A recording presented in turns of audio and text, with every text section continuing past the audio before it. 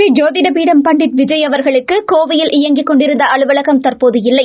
அவரை தொடர்பு கொள்ள நினைக்கும் நண்பர்கள் மொபைல் போன் மூலம் தொடர்பு கொண்டு ஆன்லைன் கன்சல்டேஷன் செய்து கொள்ளவும். நீங்க பிரான்ஸ்ல பாத்தீங்கன்னா அங்க தேன் குளவியே இல்ல கருங்குளவி ரூபம் எடுக்க முடியலன்னா அவர் சின்ன ரூபம் எடுத்து போயிருக்கிறார். பட்டாம்பூச்சி துபாயில பாத்தீங்க அப்படின்னா பட்டாம்பூச்சி அதிகமா இருக்காது. அங்க பாத்தீங்க அப்படின்னா ஒரு சின்ன சில பேருக்கு தேன் குளவியா போய் கொட்டியும் இருக்கிறார். ஏன் கொட்டி அவரை 3 முறை கொட்டி இருக்கிறார். அவர் கேட்டாரு, சாமி நான் என்ன தப்பு பண்ணிட்டேனா, ஏன் ஐயா என்னை கொட்டிட்டு போயினாரு அப்படின்னு. ஒரு 11 நாள் கழிச்சு அவரே பதில் சொல்றார், சரி ஒருவேளை இந்த இன்ஃபர்மேஷன் உங்களுக்கு வரல அப்படின்னா இது பழிக்கலன்னு சொல்லிட்டு நீங்க மந்திரத்தை ஸ்டாப் பண்ணிடுவீங்க. அப்படி நீங்க ஸ்டாப் பண்ணிடாதீங்க அப்படிங்கிற எச்சரிக்கை விதமா அவர் உங்களுக்கு ஒரு பெரிய விஷயத்த கேட்கிறேன். இது நடக்கிறதுக்கு ஒரு 2 வருஷம் ஆகுதுன்னா நான் பொறுமையோட தான் இருக்கணும். அப்ப மக்களுக்கு நான் கிளைக்கிறதா கொடுக்க 100% போறேன். என்னுடைய கணிப்பு இன்னும் ஒரு இப்ப நீங்க என்னை பாக்குறீங்க இல்லையா, இந்த தலப்பாகையும் இந்த முறுக்கு மீசையும் அவர்கிட்ட நான் பார்த்தேன். அதனாலதான் இந்த 2 நான் வச்சிருக்கேன். அதே மாதிரி ஒளியின் ரூபத்துல பார்த்தேன். பொதுவாகவே சித்தர்கள் எப்படி இருப்பாங்கன்னு ஒரு உருவம் இருக்கு இல்லையா நமக்கு இமேஜின்ல, அந்த உருவம் பிளஸ் இதற்குமே இந்த சிலை ஒரு கருங்கல்ல வடிக்கிறதுக்கு முன்னாடி பிரத்யேகமா இன்னொரு பொருளை இதை உருவாக்கணும்னு சொல்லிட்டு மிக அதிக பொருட்செலவுல அந்த பொருளை உருவாக்கிட்டு இருக்கோம். அந்த பொருளை நம்ம பக்தர்கள் எல்லாரையும் நான் நேர்ல சந்திக்கிறேன். நம்மளுடைய கேளக்கியர் சித்தர் டிவோட்டிஸ் எல்லாருமே நேர்ல வாங்க. உங்ககிட்ட கேளக்கியர் சித்தர் வழிபாடுல என்ன குறை இருக்கோ என்கிட்ட கேளுங்க. எனக்கு என்னவெல்லாம் தெரிஞ்சிருக்கோ தெரிஞ்சதை நான் உங்களுக்கு நிச்சயம்.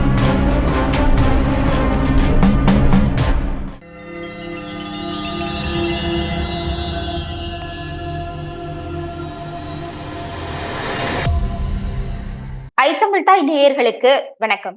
இன்றைய ஆன்மீக சிறப்பு நேர்காணலில் அசோகா அஸ்ட்ராலஜர் தான் நம்ம கூட இருக்காரு, பேசலாம். வணக்கம் சார். வணக்கம். கேளக்கியர் சித்தர் நமோ நமக. நல்லா இருக்கீங்களா சார்? நல்லா இருக்கேன். நீங்க நல்லா இருக்கீங்களா? நல்லா இருக்கேன் சார். நம்மளுடைய ஐத்தமிழ் நேயர்கள் நம்ம கேளக்கியர் சித்தரனுடைய வீடியோக்கள்லாம் பார்த்துட்டு திரும்ப திரும்ப நிறைய கேள்விகள், நிறைய போன் கால்ஸ் எல்லாம் வந்துட்டு இருக்கு சார். என்ன கேக்குறாங்க அப்படின்னா, கேளக்கியர் சித்தரை நாங்க வணங்குறோம், ஆனா பட்டாம்பூச்சி ரூபத்துல மட்டும்தான் வருவாரா, வெள்ளை பட்டாம்பூச்சி ரூபத்துல மட்டும்தான் வருவாரா, இல்ல வேறு கலர் பட்டாம்பூச்சியும் வருது, அதையும் நாங்க கேளக்கியர் சித்தர் அப்படின்னு எடுத்துக்கலாமா அப்படின்னு கேக்குறாங்க சார். இதுக்கு என்ன பதில் கொடுக்க விரும்புறீங்க சார்? அவர் என்கிட்ட சொன்னது பறக்கும் பட்சி எந்த ரூபத்திலையும் வருவேன் அப்படின்னு சொல்லி சொன்னாரு. எனக்கு முதல் முறையா காட்சி கொடுத்தது வெள்ளை நிற பட்டாம்பூச்சி. மற்றவங்களுக்கு ஒரு மஞ்சள் கலர், பிரவுன் கலர் இந்த மாதிரி பட்டாம்பூச்சியில காட்சி கொடுத்திருக்கிறார். எனக்கே 2வது முறையா கருங்குளவி ரூபத்துல காட்சி கொடுத்தார். நம்ம ஊர்ல கருங்குளவி வந்துட்டா அந்த வீட்டுல ஒரு செய்வனை இருக்கு அப்படின்னு சொல்லிட்டு ஒரு புரிதல் இருக்கு. ஆனால் இந்த சித்தர் வழிபாட்டுல அது முற்றிலும் மாறுபட்டது. ஏன்னா அவருக்கு கருப்பு கலருங்கிற வண்ணம் பிடிச்சிருக்கு. அதனால இந்த குளவியை அவர் தேர்ந்தெடுத்திருக்கிறார். இது கருங்குளவி, தேன் குளவி, சின்ன கூட நீங்க பிரான்ஸ்ல பாத்தீங்கன்னா அங்க தேன் குளவியே இல்ல கருங்குளவி ரூபம் எடுக்க முடியலன்னா அவர் சின்ன ரூபம் எடுத்து போயிருக்கிறார். பட்டாம்பூச்சி துபாயில பாத்தீங்க அப்படின்னா பட்டாம்பூச்சி அதிகமா இருக்காது. அங்க பாத்தீங்க அப்படின்னா ஒரு சின்ன வெட்டுக்கிளி ரூபத்துல அவர் உட்கார்ந்துருக்கிறார். எந்த இடத்துக்கு எந்த ரூபம் எடுக்க முடியுமோ அந்த ரூபத்தை அவர் எடுக்கிறார். 2வது நறுமணமும் இதே போலதான். எனக்கு சந்தனம் நறுமணம் வந்தது, பிறகு விபூதி நறுமணம் வந்தது. ஆனா பின்னாடி வந்தவங்க எல்லாருக்கும் வெவ்வேறு ஸ்மெல் வந்துச்சு. 2வது நீங்க எங்கெல்லாம் டிராவல் பண்ணி போறீங்களோ இந்த நறுமணம் உங்களை ஃபாலோ பண்ணியே வருது. அதே மாதிரி இந்த பட்டர்ஃபிளையும், நான் சின்ன வயசுல இந்த பட்டாம்பூச்சிய பிடிக்கிறதுக்கு ரொம்ப கஷ்டப்பட்டிருக்கேன். இன்னைக்கு என் கை மேலேயே உட்காருது. என்னால அந்த பட்டாம்பூச்சியை பிடிக்க முடியல. இதுதான் புரிந்து உணர்வுன்னு சொல்லுவாங்க. நான் எப்ப அந்த பட்டாம்பூச்சியை ஒன்னும் செய்ய மாட்டேன்னு அந்த பட்டாம்பூச்சிக்கு தெரிஞ்சிருச்சோ அது என் கையில உட்காந்துருச்சு. எப்ப நான் அதை சித்திரவதை பண்ணுவேன்னு நான் சின்ன வயசுல நான் நினைச்சப்ப அந்த பட்டாம்பூச்சி என் கையில கிடைக்கல. மனிதனுக்கு கடவுளுங்கிறமே நீங்க எப்ப அவனை உணர்றீங்களோ அப்ப அவன் ஆட்டோமேட்டிக்கா உங்க கையில உட்காந்துருவான். இந்த உணர்வு வரணும். நீங்க மனசளவுல பக்குவப்பட்டுட்டீங்கன்னா அவர் பட்டாம்பூச்சியே உங்க மேலேயே உட்காந்துக்கிறார். அதனால எந்த ரூபத்துல வேணாலும் அவர் காட்சி கொடுப்பார். சில பேருக்கு பறவையின் ரூபத்திலே காட்சி கொடுத்திருக்கிறார். சில பேருக்கு தேன் குளவியா போய் கொட்டியும் இருக்கிறார். ஏன் கொட்டி அவரை 3 முறை கொட்டி இருக்கிறார்.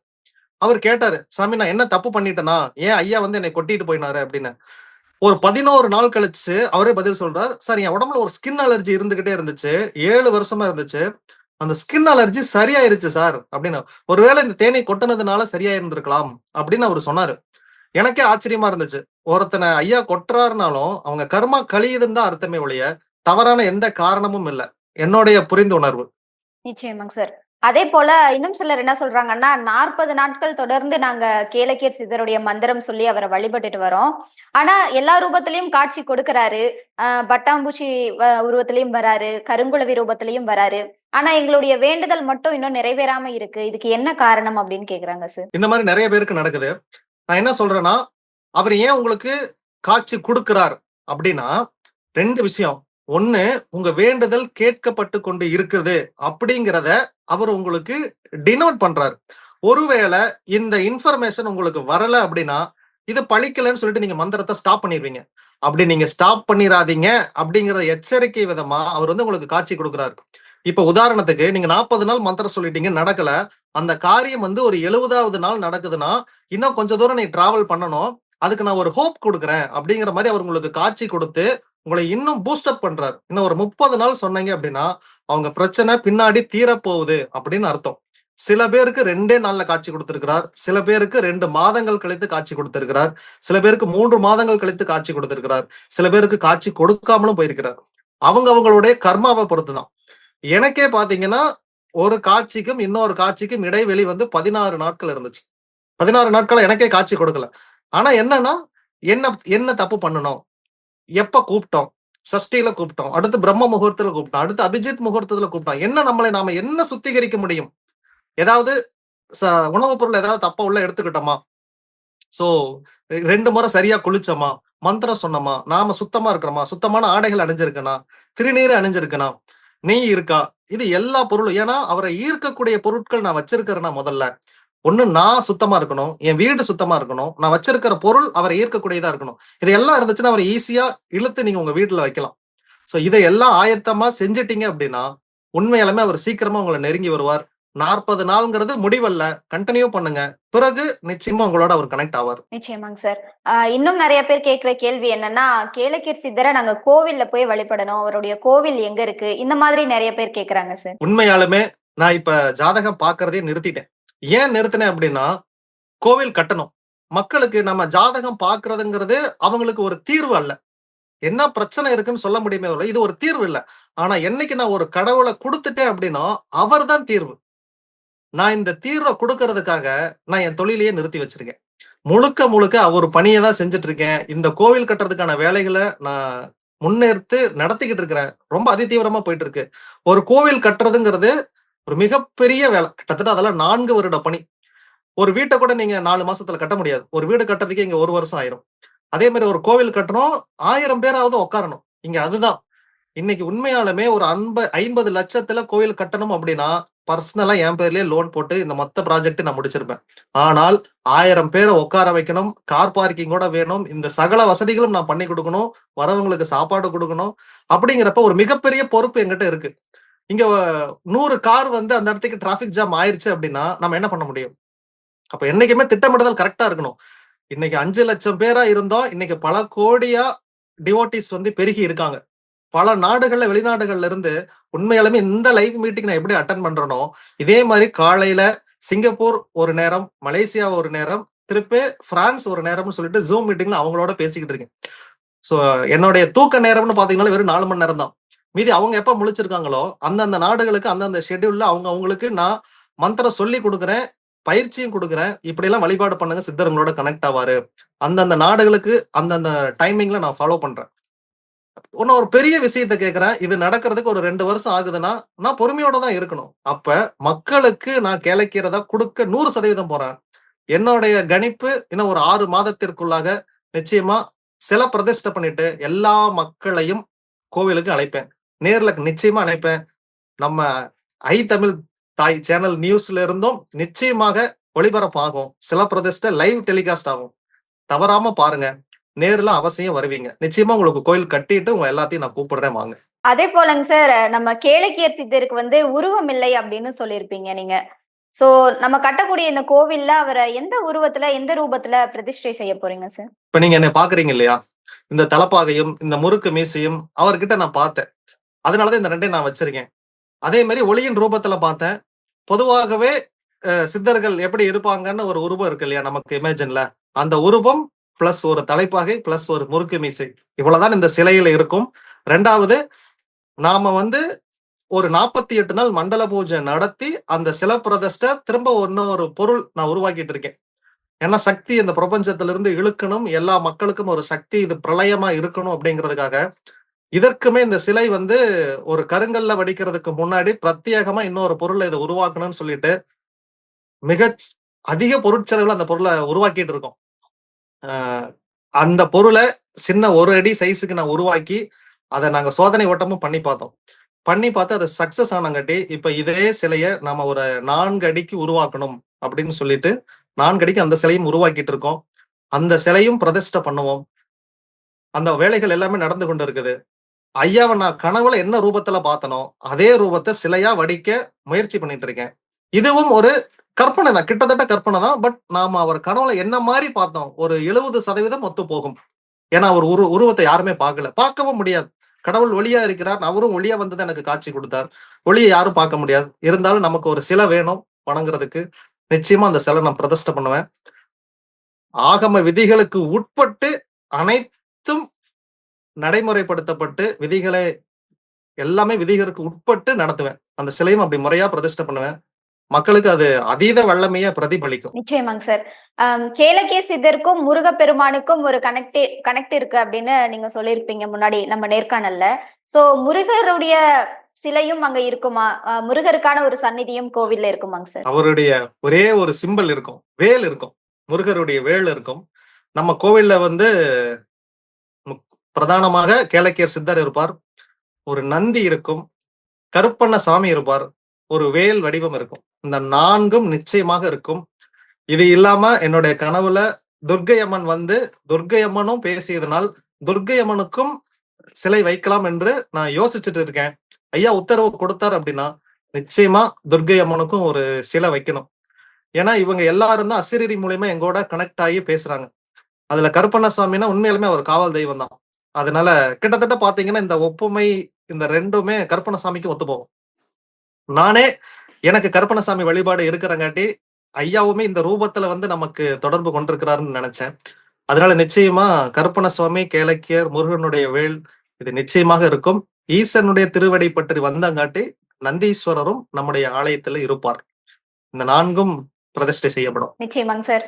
இதையெல்லாம் தாண்டி நம்மளுடைய கேளக்கியர் சித்தருடைய பக்தர்கள் கேட்கறது என்னன்னா, அசோக் ஆஸ்ட்ராலஜர் சாரை நாங்க நேர்ல பார்க்கணும், எங்களுக்கு நடந்த அற்புதங்கள் எல்லாம் நாங்க அவர்கிட்ட பகிர்ந்துக்கணும், அவரை நேர்ல பார்க்க முடியுமா? நிறைய போன் கால்ஸ், நிறைய மெசேஜஸ் வந்துட்டு இருக்கு சார். இவங்களுக்கு எல்லாம் என்ன பதில் கொடுக்க விரும்புறீங்க சார்? நிச்சயமா நான் உங்க எல்லாரையுமே சந்திக்கிறதுல நான் ரொம்ப ஆவலா இருக்கேன். ஆனா என்னுடைய சூழ்நிலை உங்களை சந்திக்க முடியல. என்னன்னா வேலை பணி. உண்மையாலும் நான் எந்த அளவுக்கு ஒரு சிச்சுவேஷனை இக்னோர் பண்றேன்னா, ஒருத்தங்க ஐயா ஒரே ஒரு தடவை போன் அட்டன் பண்ணுங்க, ஒரே தடவை அட்டன் பண்ணுங்க, உங்ககிட்ட 2 நிமிஷம் பேசணும் அப்படிங்கிறாங்க. என்ன விஷயம் அப்படின்னு கேட்டப்ப அவங்களுக்கு இருந்த மிகப்பெரிய பிரச்சனை தீர்ந்து அவங்க நல்ல நிலைமைக்கு வந்துட்டாங்க. இப்ப நான் உங்களை பார்க்கணும்னு ஆசைப்படுறேன், நீங்க தான் எனக்கு கடவுளாவே தெரியுறீங்க, அந்த சித்தர் உங்க ரூபத்துலதான் வந்திருக்காருன்னு நான் நம்புறேன், நான் உங்களை பார்க்கணும், நீங்க என்கிட்ட பேசுங்க அட்லீஸ்ட் அப்படிங்கிறாங்க. அவங்க கிட்டயே என்னால பேச முடியல. ஏன்னா இந்த மாதிரி போன் கால் கிட்டத்தட்ட 1000கணக்கான போன் கால்ஸ் வருது. நான் என் போனை காட்டுறேன் உங்களுக்கு. ஒரு லைவ் மீட்டிங்ல என் போனுக்கு எத்தனை கால், எத்தனை மிஸ்டு கால்னு காட்டுறேன் நானு. அந்த ஸ்க்ரோல் பண்ணீங்கன்னு வச்சுக்கோங்களேன், கிட்டத்தட்ட ஸ்க்ரோலிங் மட்டுமே ஒரு 5 நிமிஷம் ஸ்க்ரோல் ஆகிக்கிட்டே இருக்கும். அந்த அளவுக்கு அத்தனை கால்ஸ். அதனாலதான் முடிவு பண்ணிட்டேன், நேர்ல மக்களை வர சொல்லுவோம். நேர்ல முடிஞ்ச வரைக்கும் மக்களை சந்திச்சு அவங்க கிட்ட என்ன குறை இருக்குன்னு கேட்டு சீக்கிரமா நம்ம கோவில்ல இதற்கான இந்த குறைபாடுகளை சரி செய்யறதுக்கு நம்ம ஆலயத்துல என்ன இம்ப்ரூவ்மெண்ட் பண்ண முடியும் அப்படிங்கிறதுக்கு தான். நான் நவ கிரகங்களுடைய சக்தி இழுக்கிற மாதிரியும் இந்த பிரபஞ்சத்துல இருந்து சக்தி இழுக்கிற மாதிரியும் நீங்க ஒரு பரிகாரம்னு இதுக்கு பெருசா பண்ணவே தேவையில்லை. என்னுடைய கோவில் உருவாக்கிட்டா நீங்க பரிகார ஸ்தலத்துக்குன்னு பிரத்யேகமா போக தேவையில்லை. கேளக்கியர் தான் உங்களுடைய மொத்த பரிகார ஸ்தலமே மாறிடுவார். அந்த அளவுக்கு தான் கால்குலேஷன் கூட நான் அந்த அளவுக்கு. ஏன்னா நான் ஆஸ்ட்ரானமி படிச்சிருக்கேன். நான் ஆஸ்ட்ரானமி படிச்சங்காட்டி தான் இந்த ஆஸ்ட்ராலஜர் கிட்ட இருந்து நான் கொஞ்சம் வேறுபடுறேன், என் மக்கள் அதிகமா பாக்குறாங்க அப்படின்னா அந்த ஆஸ்ட்ரானமி தான். இந்த ஜோதிடத்தை என்னால அறிவியல் ரீதியா உண்மையே ப்ரூவ் பண்ண முடியும். ப்ரூவ் பண்ணி தான் எல்லா வீடியோவும் போடுறேன். அதனாலதான் இந்த குறுகிய காலத்துல இன்னைக்கு 5 லட்சம் பேர் ஃபாலோ பண்றாங்கன்னா அதுக்கு அதுதான் காரணம். ஆஸ்ட்ரானமி படி, வானியல் கோட்பாடுகள் படி அந்த நிலத்தை தேர்வு செஞ்சு அந்த பில்டிங் ஸ்ட்ரக்சரும் இந்த மாதிரி தான் இருக்கணும் அப்படின்னு சொல்லி எல்லாமே அதுக்காக மெனக்கெட்டு பண்ணிட்டு இருக்கோம்.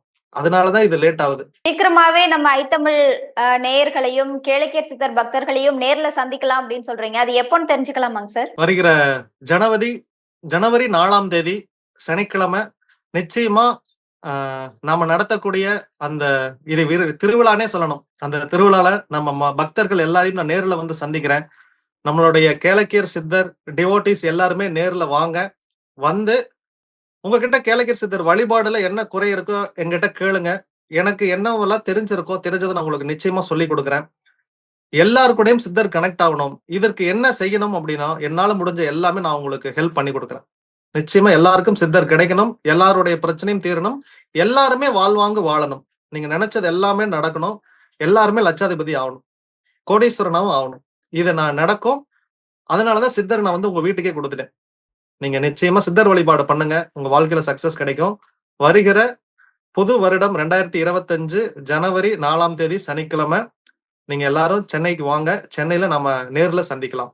ஒரு லைவ் மீட்டிங். நிச்சயமாங்க சார். ஜனவரி 4ஆம் தேதி சந்திக்க போறோம். எந்த இடம்ன்றத மட்டும் நம்ம கூடிய விரைவில் நேயர்களுக்கு சொல்லிடலாங்க சார். உங்களுடைய நேரத்தை ஒதுக்கி கேளக்கியர் பக்தர்களுக்காக இந்த நேர்காணலுக்கு வந்ததுக்கு நன்றி சார். நன்றி. ஸ்ரீ ஜோதிட பீடம் பண்டிட் விஜய் அவர்களுக்கு கோவையில் இயங்கிக் கொண்டிருந்த அலுவலகம் தற்போது இல்லை. அவரை தொடர்பு கொள்ள நினைக்கும் நண்பர்கள் மொபைல் போன் மூலம் தொடர்பு கொண்டு ஆன்லைன் கன்சல்டேஷன் செய்து கொள்ளவும்.